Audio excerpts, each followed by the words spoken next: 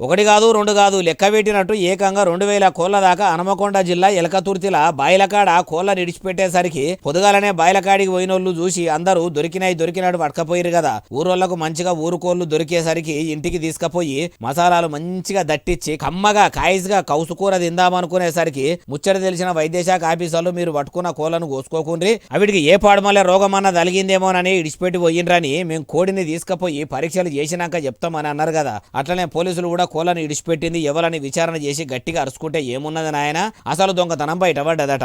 Insurance పైసల కాశపడి కావాలని నాటుకోళ్లను ఎవ్వలకు తెలవకుండా ఇడిచిపెట్టిండ్రట. ఇట్లా ఎక్కువ పైసలు వస్తాయని ఆశపడ్డ ఆ కోళ్ల ఫారం ఓనరు ఎవరో గాని ఉన్నది బాయా ఉంచుకున్నది బాయా అన్నట్టు అయిపోయాయి. ఉత్తపున్నానికే నాటుకోళ్లు దొరికే మంచిగా కోళ్లను కమ్మగా వండుకొని కుత్కెల దాకా తిందామని తీసుకుపోయిన పబ్లిక్ కోళ్లకు ఏం రోగం వచ్చిందో అని వైద్యశాఖలు చెప్పేసరికి అప్పటిదాకా వీటిని ఉంచుకున్నారో లేకుంటే పాడేసిర్రో ఏమో అంటుర్రు ఈ ముచ్చటిన్నోళ్ళు.